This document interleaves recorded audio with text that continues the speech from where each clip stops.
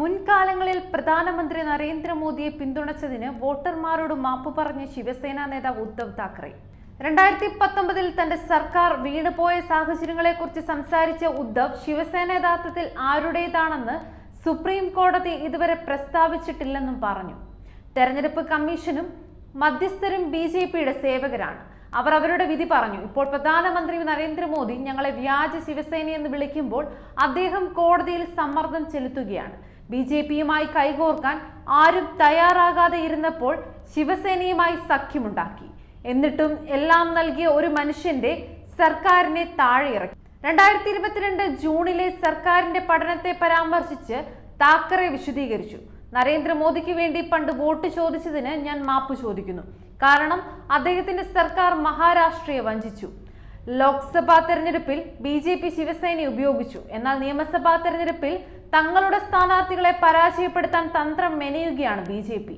നിങ്ങൾ ലോക്സഭാ തെരഞ്ഞെടുപ്പിൽ ശിവസേനയെ ഉപയോഗിച്ചു, എന്നാൽ നിയമസഭാ തെരഞ്ഞെടുപ്പിൽ ഞങ്ങളുടെ സ്ഥാനാർത്ഥികളെ തോൽപ്പിച്ചു.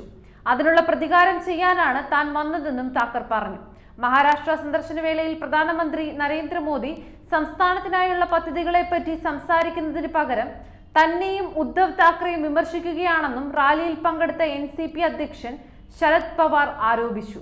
കേന്ദ്ര ഏജൻസികളെ കേന്ദ്ര സർക്കാർ ദുരുപയോഗം ചെയ്യുന്നുവെന്നും അഴിമതി കേസുകളിൽ ഡൽഹി മുഖ്യമന്ത്രി അരവിന്ദ് കെജ്രിവാളിന്റെയും ജാർഖണ്ഡ് മുൻ മുഖ്യമന്ത്രി ഹേമന്ത് സോറന്റെയും അറസ്റ്റുകൾ ചൂണ്ടിക്കാട്ടി പവാർ കുറ്റപ്പെടുത്തി. കോൺഗ്രസ് സ്ഥാനാർത്ഥി ഷാഹുൽ ചക്രവർത്തിക്ക് വേണ്ടി കോലാപൂർ നഗരത്തിൽ നടന്ന റാലിയിൽ താക്കറെയും പവാറും വേദി പങ്കിട്ടിരുന്നു. പ്രധാനമന്ത്രി ജവഹർലാൽ നെഹ്റു സംസ്ഥാനങ്ങൾ സന്ദർശിക്കുമ്പോൾ രാജ്യത്തെക്കുറിച്ചാണ് സംസാരിച്ചതെന്നും ഇന്ദിരാഗാന്ധി ദാരിദ്ര്യ നിർമ്മാർജ്ജനത്തെക്കുറിച്ച് സംസാരിക്കുകയായിരുന്നുവെന്നും പവാർ പറഞ്ഞു. എന്നാൽ ഉദ്ധവ് താക്കറെയും ശരത് പവാറിന്റെ ലക്ഷ്യം വെക്കുന്നതുവരെ ഈ പ്രധാനമന്ത്രിക്ക് വിശ്രമിക്കാൻ ആകില്ല.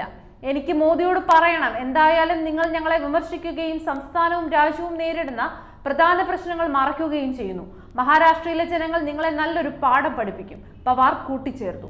അതേസമയം ആദ്യമായി കോൺഗ്രസിന് വോട്ട് ചെയ്യാൻ ഒരുങ്ങുകയാണ് ഉദ്ധവ്.